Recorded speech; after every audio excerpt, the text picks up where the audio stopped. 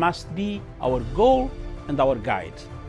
And all that we strive for as a human family, dignity and hope, progress and prosperity, depends on peace. But peace depends on us.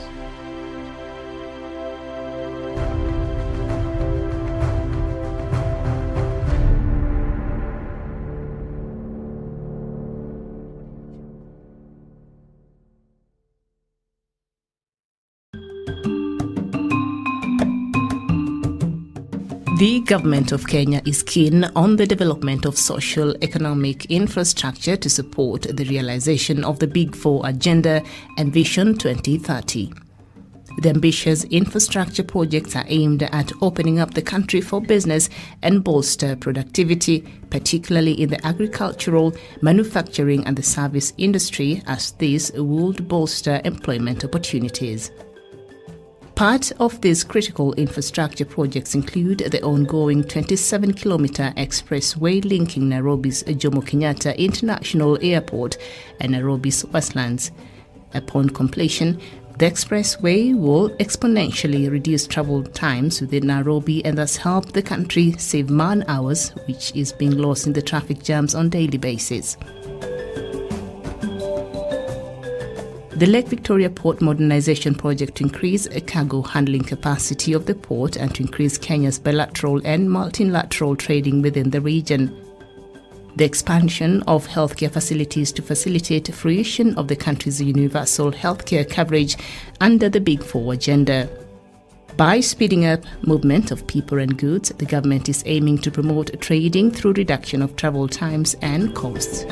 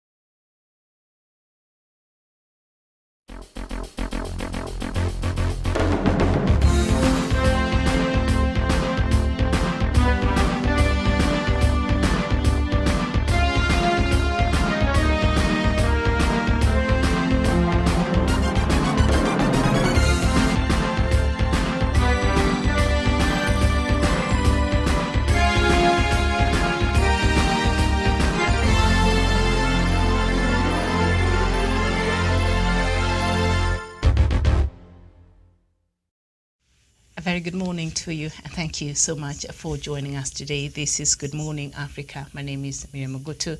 The show is Punchline Africa television station, and we're coming to you from Kenya's capital here in Nairobi. Good afternoon, good evening, depending on where you're tuned in today. Before I will go straight to the headlines, I'd like to bring us up to date with the latest statistics of COVID-19 in the country and across the continent. And we start with Kenya, and the number of confirmed cases this morning is at 123,167 cases. The death toll is 2,048. Recoveries is 90,586. And Uganda confirmed cases this morning is 40,719. The death toll is 334. Recoveries is 15,139. And Zimbabwe cases stands at 36,717. The death toll is 1,516, and recovery so far is 34,447. And South Africa being the leading country here in the continent. Right now, the figures there stands at 1,538,961 cases, and then the death toll is 52,251, and recovery so far is 1,465,204 cases. And then maybe we just look at the total figures in Africa this morning. And the total confirmed cases in Africa right now is at 3,053,750. The death toll is 101,825, and recovery so far is 2,717,000. And then 501 cases there, and the global statistics right now is at 124,806,956, and the death toll is 2,746,311. And of course, those figures are set to change because, as I keep saying, every country keeps updating the latest figures every now and then. And of course, thank you so much. So that is where we are this morning. And so before I bring in my panelists, I'd like to take us through very quickly to the headlines. I just read them through and then we will start our conversation. And on the Star newspaper, the headline there is skyrocketing COVID-19 cases overwhelm ICUs. Main hospitals are being forced to decide which critically ill patients should be let to die. Oh, wow. Now, these are stories I used to hear in New York. When you remember New York was the epicenter in the US and they're really overwhelmed, and also in Italy. And now this has become the reality that we have to deal with here in Kenya. And we shall have a bit of a talk of that when my panelists join. And then just down there, property row, Laboso sisters to face Abonyo in court today. And then down there, DP Ruto latest in betrayal series. I think that is an opinion piece by Okech Kendall. And then amendments, President Kenyatta faces fresh headache as MPs push for BBI bill review. And then a focus shifts to KCSE exam and marking as KCP comes to a close.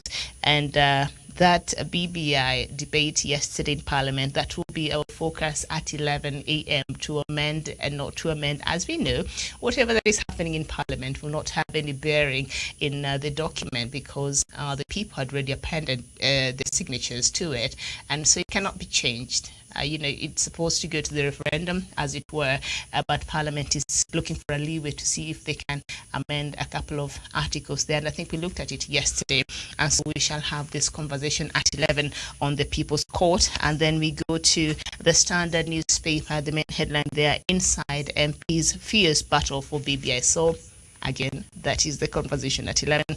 And up there, revealed Kenya's chaotic vaccine rollout.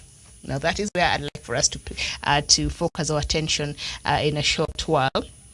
Then turbulence at Kenya Airways, riding headwinds. The revival of the national carrier now hinges on Parliament passing a new bill that will convert it into a parastatal after it reported a jaw-dropping 36.2 billion Kenya shillings loss for the year to December 2020 against 12.9 billion loss in 2019. Oh well, Kenya Airways, our struggling. Our pride, the pride of Africa, has been having a lot of problems there. All right, so the Deadly Nation, the main headline, crisis looms as vaccines lie idle amidst a rise in infections and deaths and lack of preparedness in counties. Kenya continues to dither in its vaccine rollout. With only 40,000 of an initial batch of 1 million doses taken, is it a case of science skepticism, an inefficient distribution system, a deliberate subversion, negligence, or indifference? And we shall find out that the story is on page 10 and 11 of the Daily Nation. And then down there, inside, new plot to block Ruto. Deputy President William Ruto is facing a fresh political onslaught from pro-BBI leaders keen to lock him out of the regions in the 2022 succession race in a plan that has roped in a number of governors. The strategy was firmed up in a meeting between party leaders and President Kenyatta last week. Okay, we shall look maybe a bit of that, but today I want us to focus on COVID and that story because it is on the headlines here, and I think it's very important, and Kenyans perhaps have forgotten how severe this pandemic is. So joining me this morning is Douglas Kirimi, all the way from Meru County. Douglas, a very good morning to you. A very good morning to you, Miriam Mabutu, and also to our crew at our headquarters, to my friend Musa Dalmadido from Ikiro, good morning, and also to our viewers across the world, good morning. That's coming into the evening from depending on where we are watching us from. Thank you for being on the show. All right, it is a pleasure to have you this morning, and we're also joined by Musa Abdi Haji from Isiolo. Musa, good morning to you. Good morning, Miriam. Thank you so much for having me, and I'm glad to be here. Good morning to fellow panelist Douglas Kirimi, and to all the viewers wherever they are watching us from. Thank you so much for having me. It's a pleasure, Miriam. Okay, it's nice to have you too. I don't know if Javan has joined us yet, but I guess he will as he joins us, we will continue with this conversation. So, as I said, that debate we saw in Parliament yesterday, we shall have that conversation at 11 to amend or not to amend, and that debate that is ongoing there, and the leeway Parliament is seeking, is it even constitutional? So we will leave that for 11 a.m. But right now, let's look at the crisis that looms as vaccines lie idle. The story is on page 10 and 11 of the Daily Nation, because I think this is very important, and I don't know why. Apparently, not many people have gone to have their to get themselves vaccinated. So let me just read us through a bit of this. Kenya is staring at a COVID-19 disaster after 2 new and more lethal variants were confirmed amid soaring infections and lack of preparedness by county government. The Ministry of Health yesterday confirmed the presence in Kenya of the South African and the United Kingdom strains of the virus. This was a day after the nation reported that the new variants could be fueling the spiraling infections and deaths. The news came as it was confirmed that at least 3 counties have no functional intensive care units and COVID-19 isolation centers, with most such facilities in prepared regions being in bad shape, dysfunctional, or lacking staff.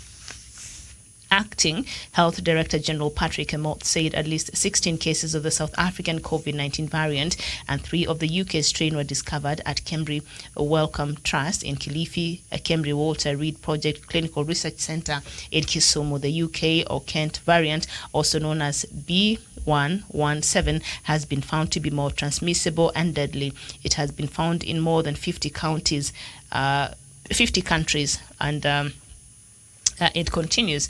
But now Kenya dithers on vaccination while COVID claims lives. That is on page 11. And it says Kenya has vaccinated only 40,357 people in the past 18 days, equivalent to only 1/10 of the targeted frontline workers, indicating the steep climb that the country faces in its bid to protect its citizens and from the deadly COVID-19 infection. The slow rate of vaccinations, which translates to about 93 people per hour across the country, shows the Ministry of Health could take much longer to achieve its projected immunization of 1.25 million people by June and at least 9.6 million by September.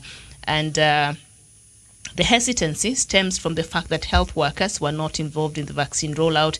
The training and sensitization was not done before the vaccines came, said Dr. Chibanza Mwachonda, Acting Secretary General of the Kenya Medical Practitioners, Pharmacists and Dentists. So even the frontline workers, especially our health, from our, the Ministry of Health, our frontline workers in the health ministry, our doctors, nurses, and everybody there, they were given the first priority. But from what we're learning here is that a lot of them are hesitant to go and get this vaccine, and the reason there, Dr. Chibonza is giving, I don't know, because they're not involved in the rollout. But do you now worry about you're not involved in the rollout, or do you worry about I need to go get this vaccine so that I'm safe, even as I take care of the rest of Kenyans? What do you think is happening here, Douglas?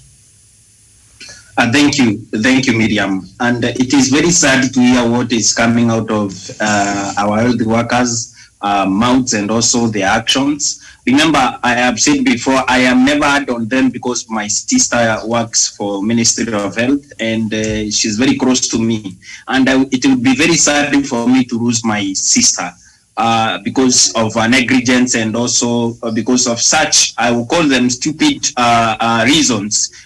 Being not involved in the rollout of the vaccine does not equate to you going out there and denying yourself a vaccine that is supposed to save your life so that you can save other people. Yesterday, last night at around 8:45, a friend of mine sent me a text message. They said they lost a friend. Then I called them. They told me it's a doctor and their wife is in ICU. Miriam, this is a person that has been interacting with the patients from the time COVID arrived here over 1 year ago. And at the end of the day, this is a person that is going to kill a lot of people.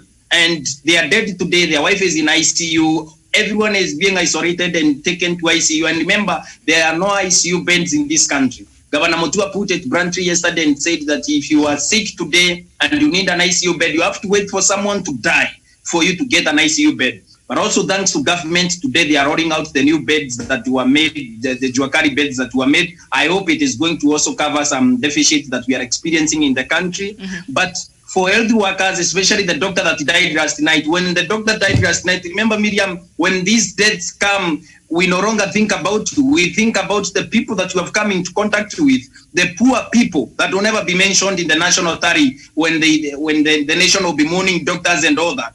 Remember, Miriam, when our negligence as a person, if I'm COVID-19 positive today and I go to Meru, I'll kill my mothers, I'll kill my relatives, I'll kill the poor people that cannot access medical care that I can be able to access. And also for these health care workers, Miriam, it is the high time they took the vaccine, not for their own benefit. It is for the benefit of the people that they saw to be able to save their lives and also to help treat, Miriam. Because at the end of the day, their negligence is going to cost our country a lot of lives, and also we are going to make a lot of human sacrifices because of a few people that don't want to receive this vaccine, Miriam.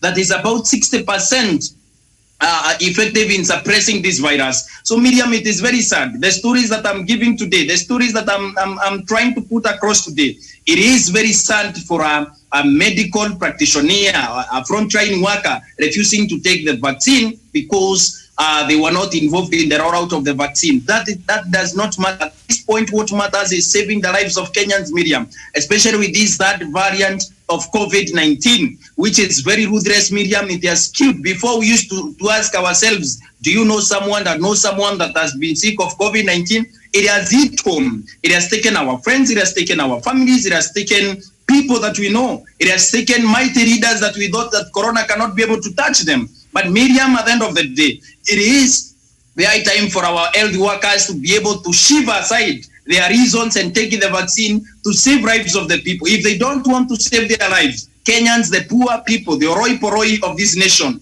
can be able to be saved when they take this virus, this vaccine, Miriam. Remember, Miriam, when, as I conclude on this point, I have seen in the newspapers where the poor people are rushing to take this vaccine. And I'm told that Governor Joe has decided to dish out the vaccine that was meant for the frontline workers because they are not picking it to the poor people, Miriam. Because these people are waiting when is this vaccine coming, Miriam? Remember, these people who might have refused to have picked the vaccine because of not being involved in the rollout might have their own valid reasons, but these are lives of Kenyans, Miriam, at stake. It is very sad this morning to experience such things in our country when our people are dying, when the country is mourning the lives of so many young people, poor, rich, and everyone dying of corona virus, Miriam. Thank you. All right. Very well, thank you. And we're not downplaying these reasons here that Dr. Chibanzi Mwachonda, the acting Secretary General of the Kenya Medical Practitioners, Pharmacists and Dentists Union is saying. But is it the time to because this sounds a lot like the politicking sometimes we see. And one of the reasons there, and we shall look at these other two reasons he's giving, the hesitancy stems from the fact that health workers were not involved in the vaccine rollout plan. I mean, Musa. So because we're not involved, so we're not going to go and get this get vaccinated. Thank you so much, Miriam. As far as issues of health is concerned, I don't know. Yes, God has been so lenient on us, Africa, Miriam. The West really ridiculed that Africa is going to be the deathbed for coronavirus. They said that Africans are going to die in large numbers. They said this is going to be the new genocide for the African continent, Miriam. But since we've been adopting and we've been coping with the likes of tropical diseases of malaria, tuberculosis, Miriam, all kind of diseases you can never see in Europe, God decided to help us. Where we are now, Miriam, is that the vaccination is here. And I would like to start with ethics and taking of oath as professionals. These doctors, Miriam, when they decided to serve, remember, being a medical doctor is not a job, it's a calling, Miriam. And when you are saving the life of a person, you are saving the life of another humankind. And so, according to their ethics, they decided and they agreed to abide by all the rules and regulations of the health ministry and all in thereof as far as helping saving the lives of the people is concerned, Miriam. The same way someone is taken to a casualty section, people are trying to pump blood out of him in case of internal bleeding and sort of the stuff, and trying to save the life is the same situation, Miriam. Now you are saving the life, and yet you have an alternative of even protecting further loss of the life, Miriam. Our Kenyan politicians were joking. We were telling them, the media world, they could not learn lessons from what was happening with Governor Cuomo in New York on how ICU beds were really running out of capacity. And just to correct my brother Douglas Kirimi there a bit, production of these Juakali beds is fine. It can be millions of them. What is needed is HDU ICU beds with capacity, with ventilation, with suction, with good materials which can help a man survive. So Kenyans took it. I really blame the executive for this, and there is nothing I can blame them. Also, I can blame as far as other people are concerned. Remember the frustration these doctors went through, Miriam. When the COVID-19 started, you remember the issues of PPE. Some doctors died due to recycling and using one PPE for over 5 to 6 patients. Mutahi Kagwe came out and said, yeah, we are going to rectify that sort of the stuff. Now we are seeing the issue of vaccination of these health workers not taking. Let me tell you one thing, Miriam. I don't really blame these health workers for not taking this stuff. Mm-hmm. Sometimes, Miriam, you are told it comes a time you don't have to consent if you are a frontline worker. Look at what they are doing in Russia. If you are an army, if you are in Kremlin, that is the executive part of Russia, you are not going to be asked whether you are going to be given this vaccine if you are a frontline worker. Sometimes, Miriam, too much democracy is nonsense. Are you now going to decide between saving the life of a person or deciding between your consensual democracy of saying, I cannot abide by, it's religious stuff? We are living between life and death, Miriam, here. We've lost a lot of politicians. Dr. Massimo Wangangi said, even if you are vaccinated, I quote, even if you are vaccinated, chances are still high of you getting the coronavirus again. Mm-hmm. So we are just reducing the chances of people dying. The governor the other day said, you shall be waiting for someone to die in the ICU for you to get admitted and for you to die again. Mm-hmm. The hospital capacity of the beds are really running out, Miriam. You've mentioned the British and the South African variant now in Kenya. Mm-hmm.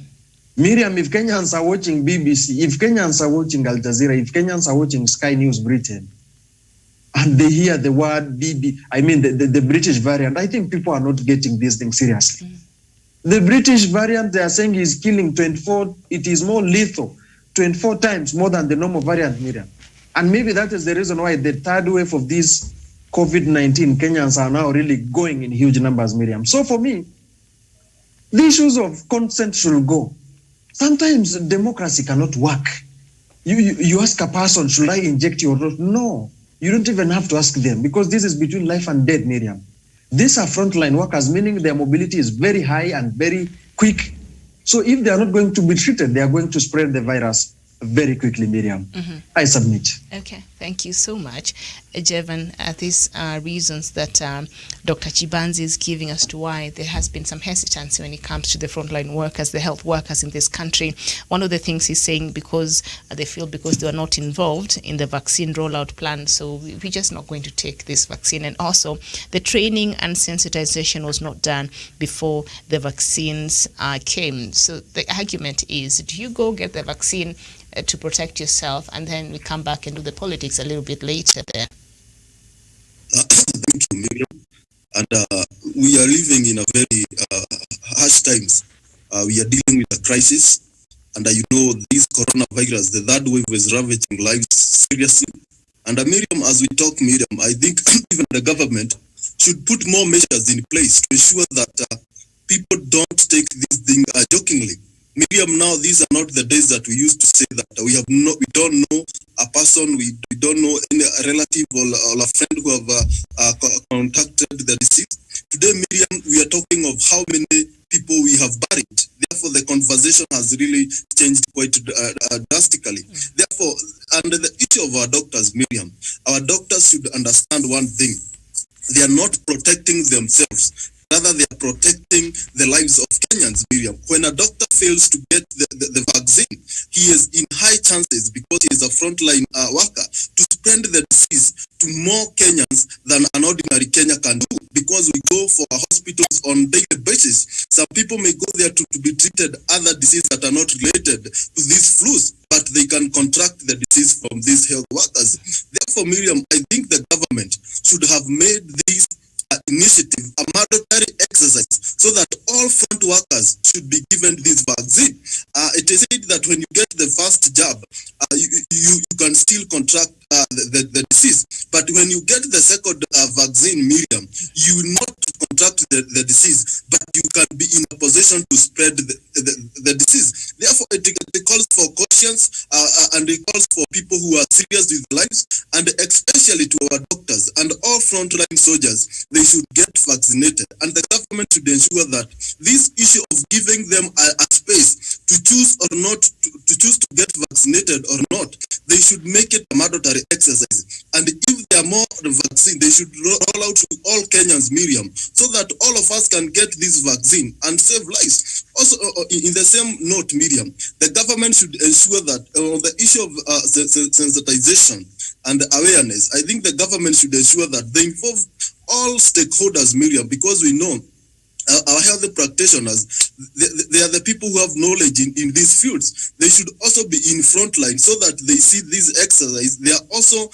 in one way or the other, a part of this exercise that is saving lives. But when they are sidelined, Miriam, also it is not a very good gesture, because they need also to be involved. They should also be in front line of creating the awareness. But if they feel they are sidelined, Miriam, they should take it as a call of duty, and at first to save lives. Then we can talk the issue of being involved or having the consents later, when we have saved the lives of Kenyans. Miriam, we know the situation we are today. Our ICU beds are in capacity.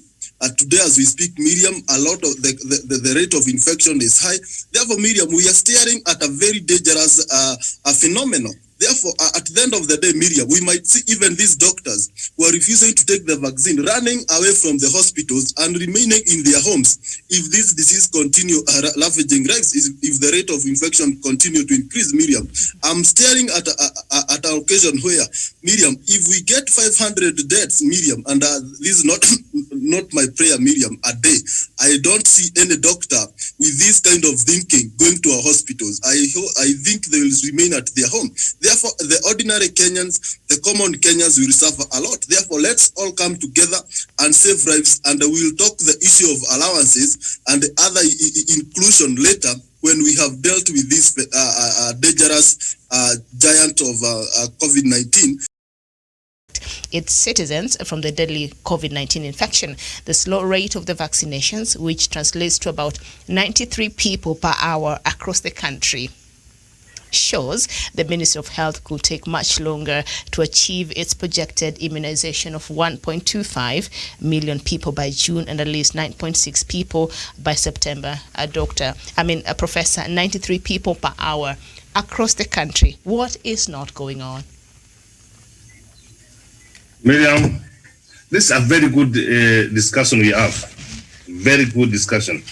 And in fact, in terms of community development, in terms of development, in terms of public participation, participatory approach in doing things, Miriam, is very key.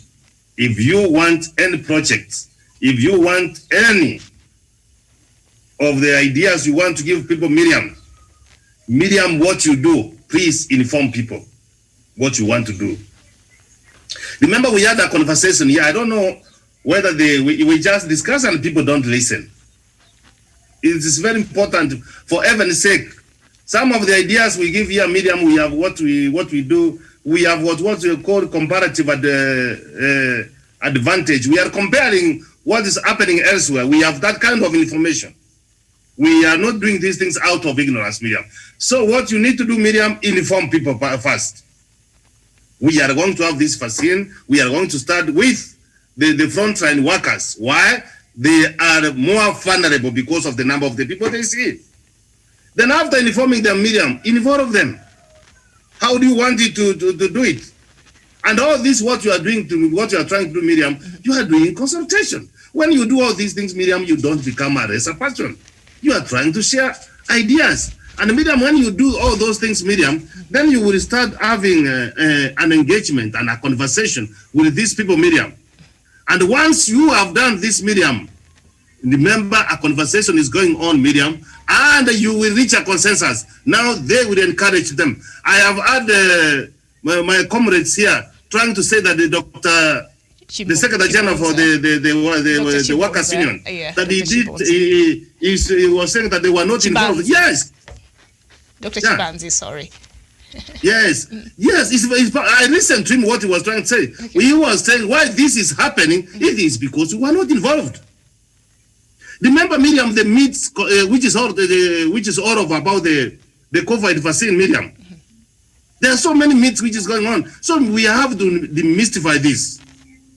And I hope that the government is learning that you cannot wake up in the morning, that you are taking development to the people. People will reject, Miriam. People will reject. Tell them why you want to do this. They become part of it. They will support you, Miriam. So on this, I am with the doctors. I am with Kenyans who are having the contrary opinion that they don't want to take. And for heaven's sake, I've said that it should be compulsory. How, my friend? Why should it be compulsory? Why?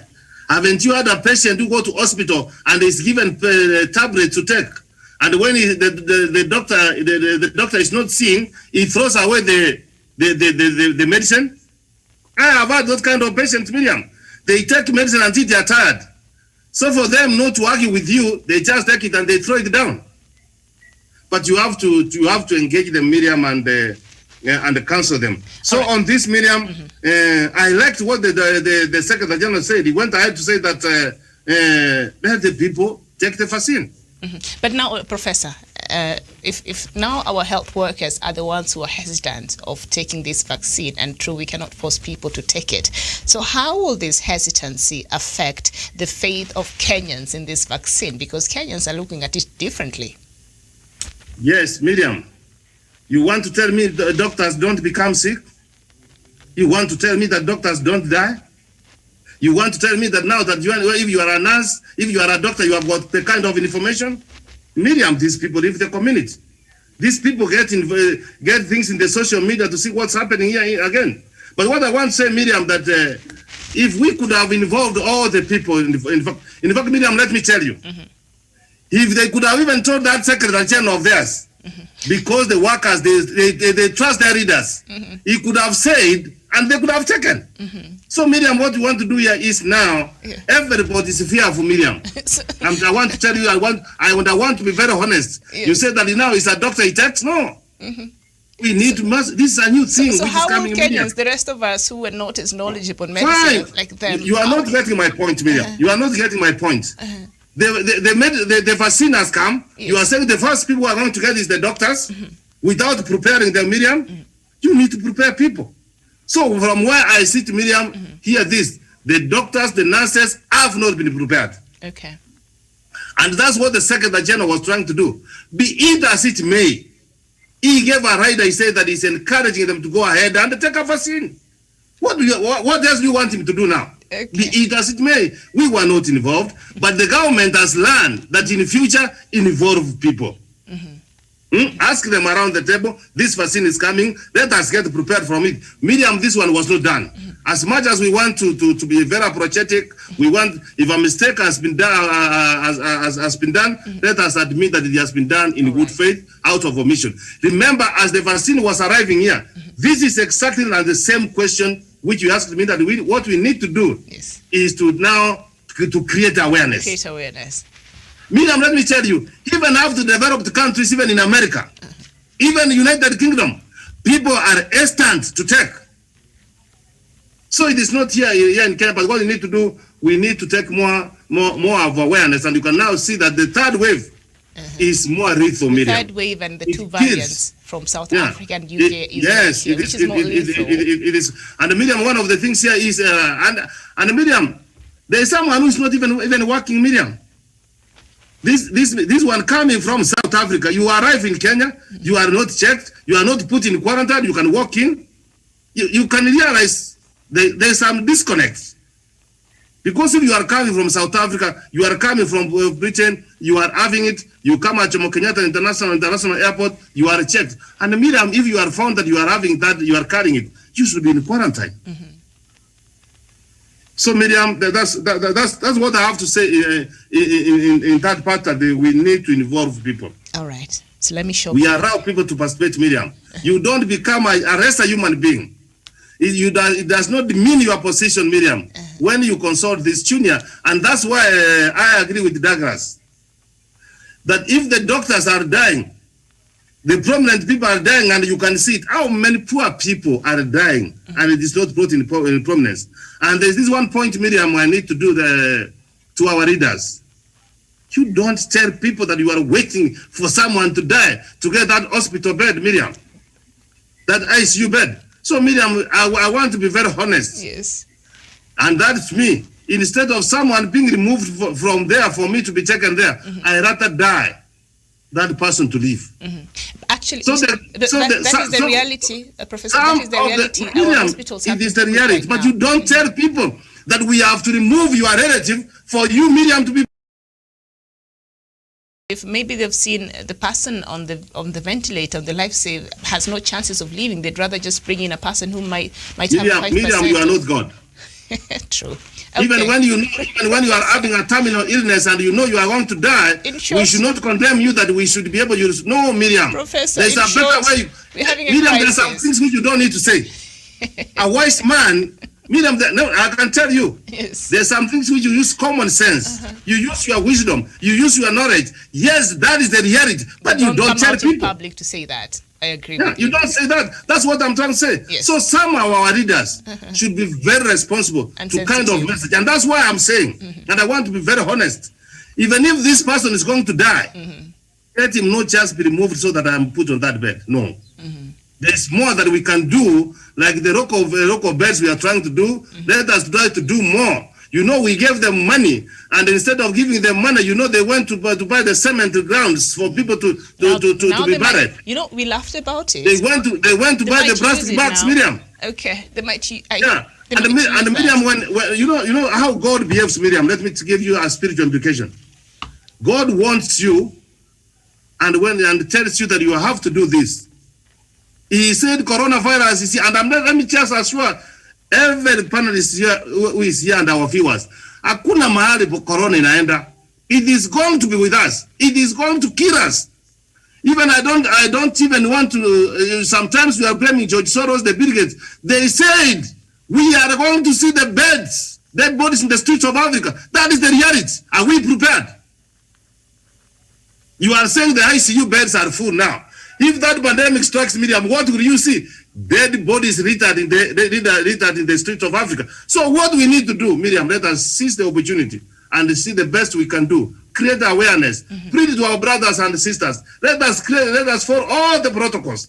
Some of the way the Kenyans are behaving, Miriam. Do you think there is coronavirus around?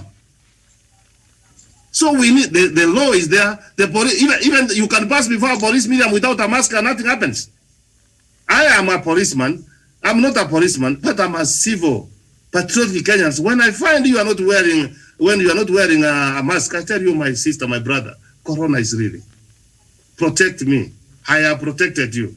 Where do you want me to die? I submit. Okay.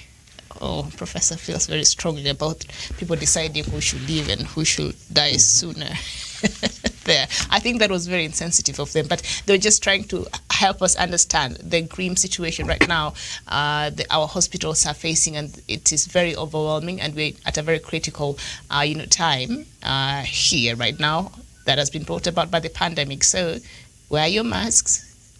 Miriam, let me just have this to say. You can go to the hospital, Miriam, and the doctors will know that your relative is going to die. They know. They can see that he has got no survival chances of doing this one. But they're not. Miriam, these doctors, what they will do, they will keep you engaging you to do some of these tests. You do this, go and bring this.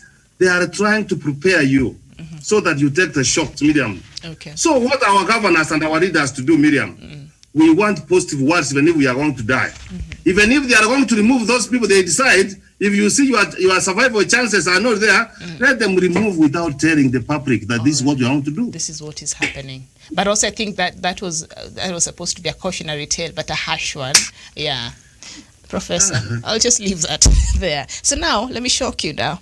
Coast Regional Police Boss Gabriel Musau last Friday launched the police vaccination plan targeting 5,000 officers, but only 5 have been vaccinated in the whole region 72 hours later. So this is another frontline worker, our Kenya police at the coast. Only 5 in the last 72 hours. Douglas.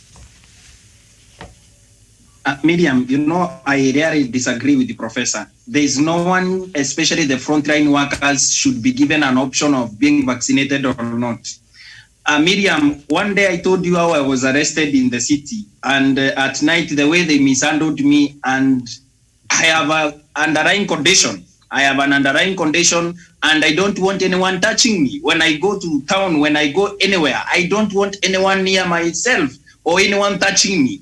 These people were touching me, searching my pockets, touching my head and my face. You mean the police service? The police officers? The police officers. Okay. And this is what they are doing.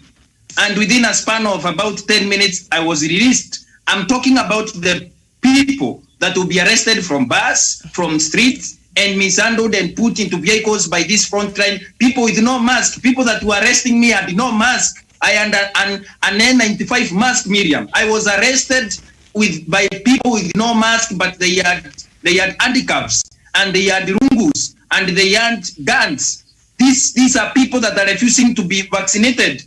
We have no option as an health worker, as a police officer, as a frontline worker. You have no option because you're handling lives of people. Forget about my arrest that day. What if they infected me with the coronavirus today? I would have died, Miriam. And this coronavirus, if you die, you die. Nobody remembers you. Magufuli will be buried by Thursday, but the world has been put into a mourning situation for a man that had defied all COVID-19 protocols and everything. But I'm talking about the poor people that will be arrested by these police officers, because the poor people will always be affected. The poor person in the street children, street families will be always be affected by these police officers. People in our rural settings will be arrested by these police officers with no mask, with no social distancing, and they want the money. The only thing these police officers who arrest you because of a mask, they are not saving your rights, because Miriam, I can testify. I have the police officers, I have family members in the police force, but these people don't arrest you because they want to save your life. Because people that are arresting you have no mask themselves. They are not sanitizing. Even when they arrest you, I think they should sanitize your hands and also the handicaps before. They don't do those things. They bundle you together and throw you into a rally cruiser and take you to a police station where you are bundled into one cell that is so crowded, spreading coronavirus with reckless abandon. Because if I've protected myself, you should protect yourself. Miriam, here is where we draw the red line. For health workers, I've told you the story about the doctor that died. They have, I think, in the last 48 hours, they have died over 25 doctors. And these doctors have been interacting with people. You know, in this country, there is a super aspect we treat our medical workers with, that these people can handle anyone, including when they are sick. This person worked this week, and this week, this person is normal. The wife is in ICU. And this scenario is spread across the nation. These are the same people that are using this vaccination exercise opportunity to be able to put across their grievances and all that, Miriam. We can wait for those grievances, but the lives of poor people, the lives of poor people that cannot find hospital beds, the lives of poor people that are being handled by these health workers, these police officers cannot wait, Miriam. Saving a life cannot wait. But we can wait for their grievances to be listened by the government. I am not trying to gainsay any of their grievances as health workers, as police officers, and all that. But when we find that instead of 5,000 police officers being vaccinated, there are only 5, you get to ask yourself, in Tharaka Nithi County, there are only 221,000 people 221 people who are vaccinated versus over 20,000 people in the first phase of coronavirus vaccination exercise. And Miriam, when you look at it, these medical workers and also police officers have no option. They need to be vaccinated. What if I got this coronavirus from the people that were arrested together with me? Very well. Thank God I was arrested around, they mishandled me and I was released. But Douglas, you need to look at it from a perspective that these people need to care. If they don't care about their lives, they are frontline workers, Miriam. They are people. Okay, I hear you, Douglas. I just wonder which law did you break for these officers to battle? No. They wanted to arrest me for mask so that they can take 2,000, but I invoked the name of a senior officer. So you did not have a mask? Douglas, you did not have a mask? Professor, go for him. No, Miriam, I am a 995 Miriam. I'm a law-abiding citizen. I cannot afford to die now, Miriam. I'm 29 years old. I cannot afford to die because of my own recklessness. All right. I can't. I hear you. Thank you, Miriam. I hear you. Okay. So as of yesterday, the story on the coastal region, police boats were at the coast, they were given 5,000 for the frontline workers, especially for the police officers there, but only 5 had been vaccinated in the whole region in 72 hours. Later. Now, this raises questions on whether the low uptake is a factor of mistrust for jab, science skepticism, an inefficient distribution system, deliberate subversion, negligence, indifference by the targeted recipients, or a combination of all these factors. Musa, what do you think is happening for all these reasons the Daily Nation here is giving? What do you think is the main cause of the hesitancy? And now we see also with our police officers, who Douglas feels should be the first ones to even get this jab. For Stephen. Thank you so much, Miriam. And responding to that question is that this is not the first time, and neither shall it be the last, Miriam. Kenya is known as a country which has been best in producing one of the perfect policies for the government in the world, and even in this African continent. But at the same time, we are the most poor implementers of the policy. We are known for that, Miriam. It has come and go. You remember when Huduma number was questioned? You remember the war against polio, which took Kenya more than 2 decades to eradicate? Miriam, we are known for that. Kenyans are good policy makers, the Kenyan government, and they are poor policy implementers.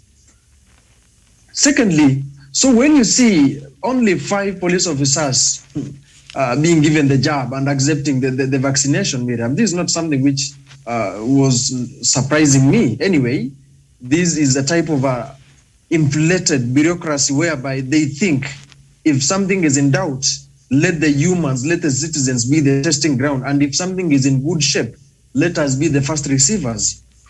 And a good example is corruption. A good number of money, millions of money, they keep those monies for themselves. But when a man from Nyeri is allegedly stealing a chicken so that he can go and feed his kids, he is jailed for 25 years, Miriam. These are the disparities we have been battling with. Why do we lie? The other day, Chesa was released. Now, this guy, Mike Sonko, will be in the verge of being released. Thieves are just walking freely around our areas, Miriam. And yet when a normal citizen today commits even a crime of, stealing a chicken, someone's chicken, then the jail time is 25 years, Miriam. So put that policy the same way the issues of coronavirus is being put. When COVID-19 rules and regulations were put in place, Miriam, the common mwananchi was imposed with a hefty fine of 20,000 Kenya shillings. The normal mwananchi followed. But what did the legislators, executive, and those people who are in campaign rally did? They organized for campaign rallies. Kenyans are poor. Musalia Mudavadi said, if you really want to see how unemployed Kenyans are, just organize for a political rally in Monday and the Uhuru Park will full to its capacity, Miriam. Now the politicians, this is what they did. The likes of William Ruto, I'm not afraid to speak about these politicians anyway. And the governors who have died and the MCAs who have died and the MPs who have succumbed to this COVID-19. President Uhuru Kenyatta and the COVID-19 committee told them, please, you are risking the lives of Kenyans. Stay at home, If you want to do a political rally, do them online, invite people online, share your password, share your Zoom meeting password, do such kind of things. They did not listen. They did not, Miriam. They put Kenyans into this kind of purge. That was number one. Rules were broken. Politicians won it. Now, Miriam, things of the sympathy, and I will agree with Professor Onyari, is coming around when politicians are dying in large number, Miriam. Let us not lie about this. Politicians are dying like chicken, Miriam, from this COVID-19. You can't ignore the disease which does not know your tribe, does not know your religion, the disease which does not segregate whether you are poor or rich. And then you expect the same thing to happen to the someone whom you violated. Professor Onyari is a theologist. He knows how things work from the side of God. And now the second thing, Miriam, COVID-19 vaccination, these are policy implementers. The police are policy implementers. They are the executive arm of the government, Miriam. And now, they are the ones who are now lagging behind simply because of, religious things, issues to do with, consent. How I wish Africans were number one in research vaccination of this research, research and investment and development of this vaccine, Miriam, when coronavirus broke.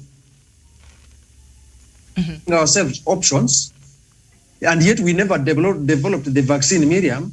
If an American developed the Pfizer vaccine and he or she decides not to take it, they have that legitimacy because they are the producers.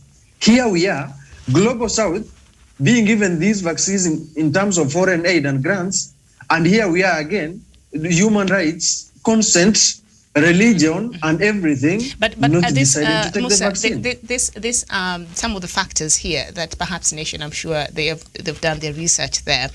Some of these factors they're giving here, I don't know, how would you respond to it as to why the hesitancy to take this jab?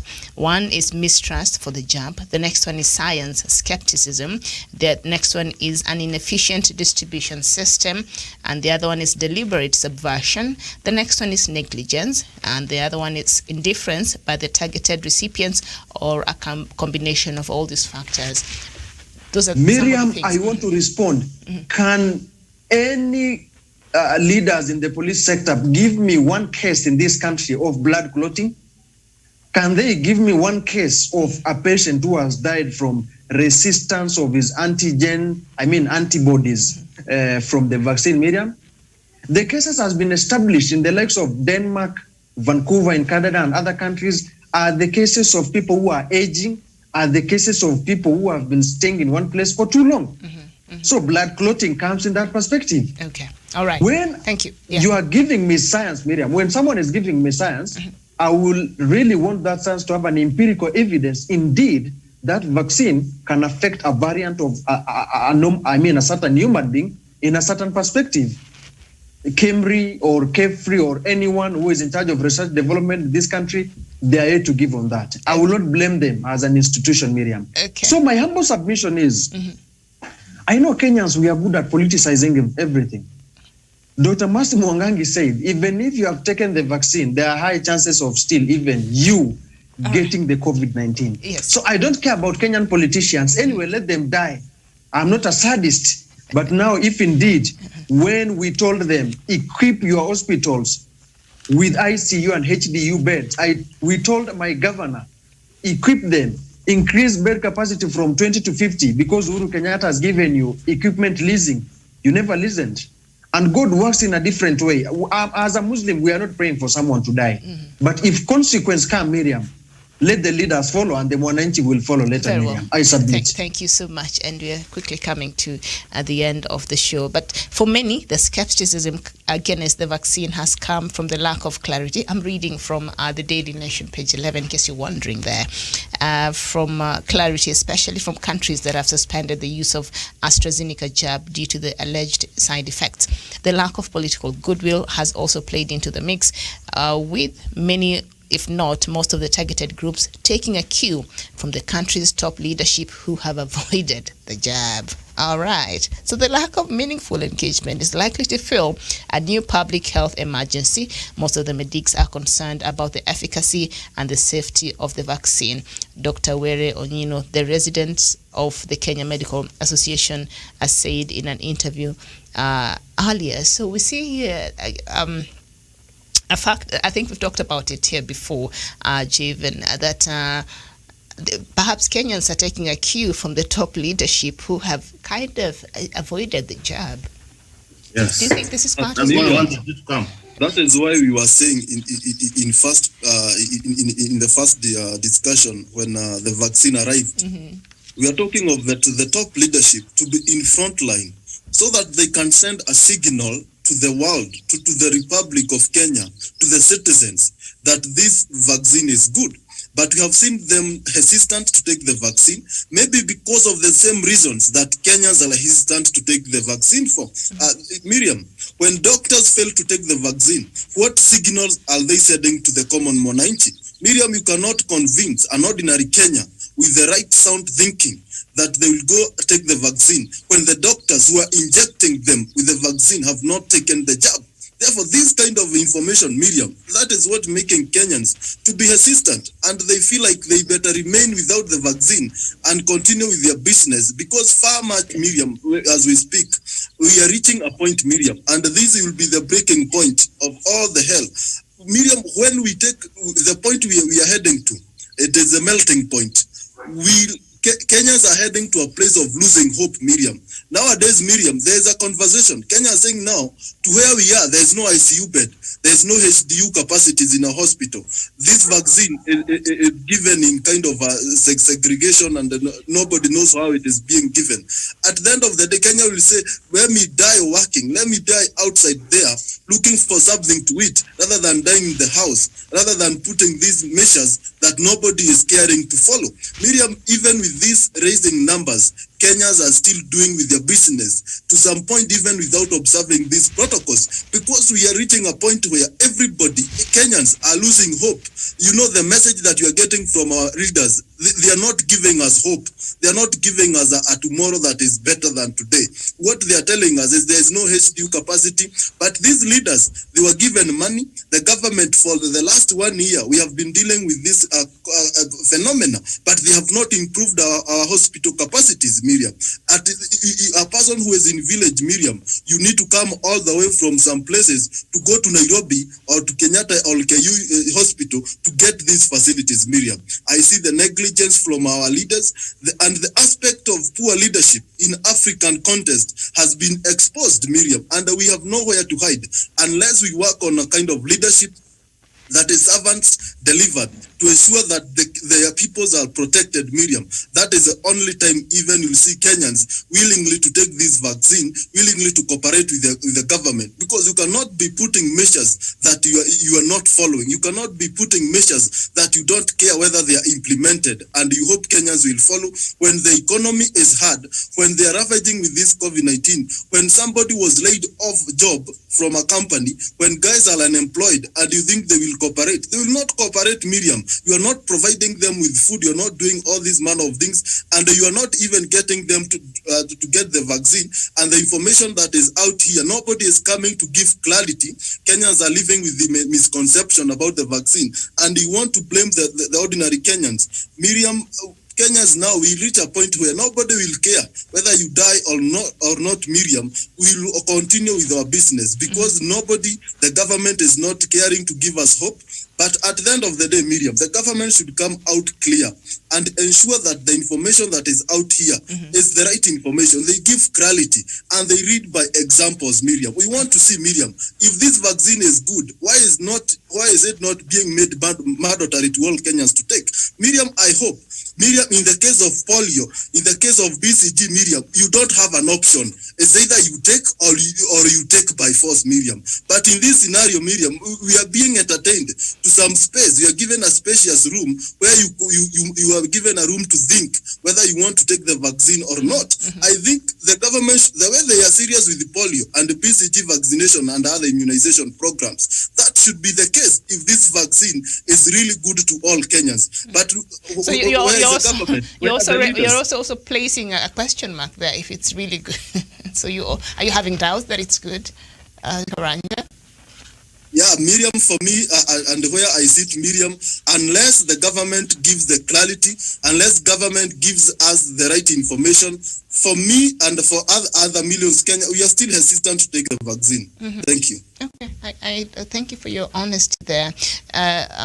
Professor, the issue has been raised about our top leadership not sort of having avoided this jab, but they said, you know what, we're not frontline workers. On this instance, we're just going to be polite and let our health workers go first. Let me say this, Miriam. We have seen politicians. Yes. I don't know where they are getting the energy to go and take this vaccine. We have seen governors, members of parliament. Are they frontline workers so that they can come here and try to confuse Kenyans? Hawajapewa ama wamepewa? Wamepewa, they are taking the vaccine, and some of them are seeing photos around social media. Sasa hiyo ina inspire confidence. Ama that's what we're talking about. Si wakichukua hivyo. No, but they are talking of frontline workers. Okay. Are they frontline workers? Sasa frontline workers are attacking that this vaccine is time sensitive. Professor, conclude for us. Miriam, I am persuading. I am beseeching every of the panelists here and our viewers. That you are saying that the president had just jump and take because of leadership. Miriam, if their house, if that studio starts burning, you will be looking for the next exit, not even to go and tell your colleague. Miriam, we are in a pandemic. The president himself is a human being finding himself among the 7.8 billion people in the world, Miriam. Has he himself been prepared? Has he been, because I know he's highly prepared because he's number one, he's worker number one. So even when you see the leadership are not taking Miriam, they are not even sure. So to me, from where I sit, and I want to retaliate, I don't buy that excuse. If the doctors advises him, so Miriam, surely I've rarely differed with the President Uhuru Kenyatta, but on that one we differed. You read from the front. Moses was leading the children of Israel when they reached the Red Sea. He was in the front, not behind. It was from there he was able to assure the children of Israel that the Egyptian soldiers you are seeing, you are not going to see them anymore because God has said so. So this idea, Miriam, of saying that let us the frontline workers do this, they got do this, Miriam, no.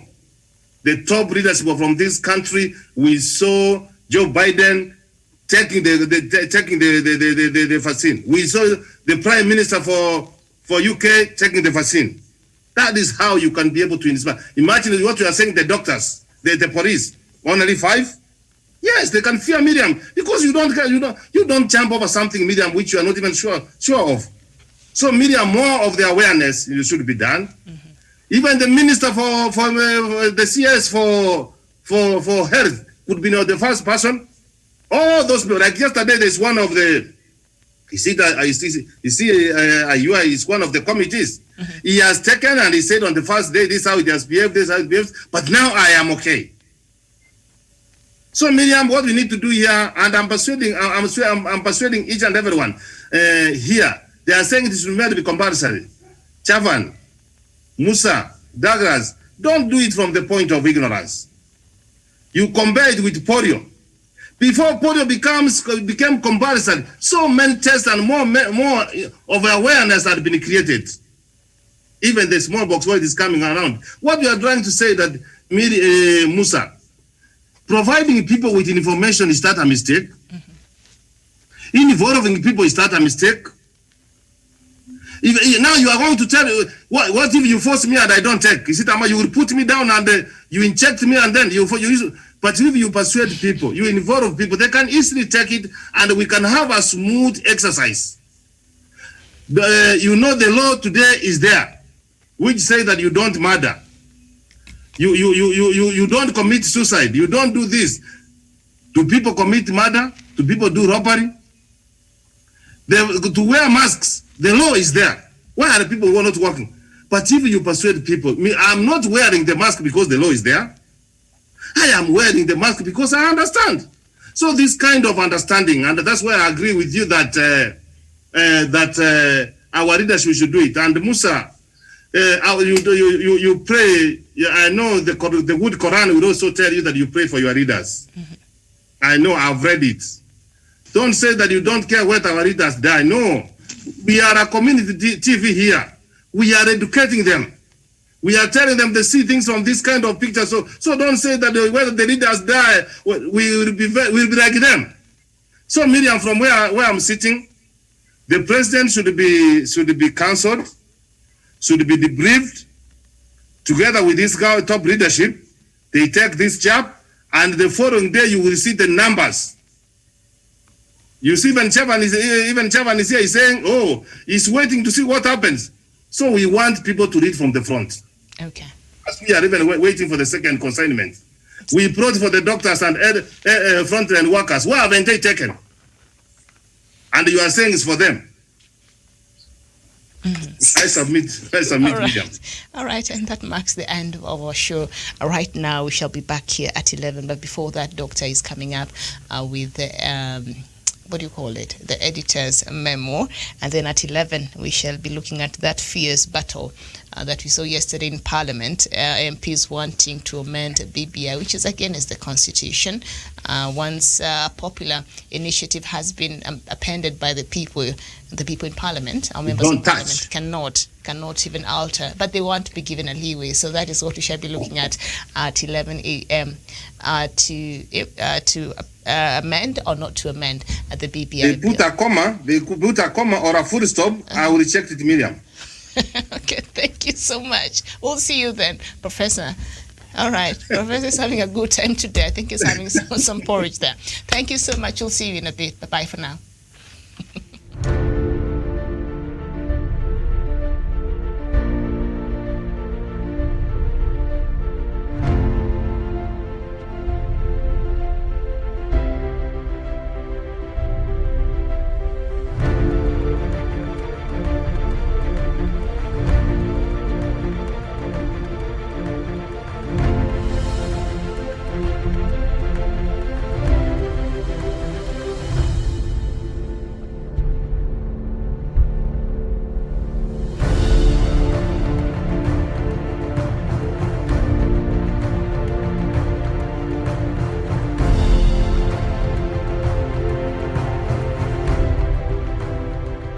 Peace must be our goal and our guide.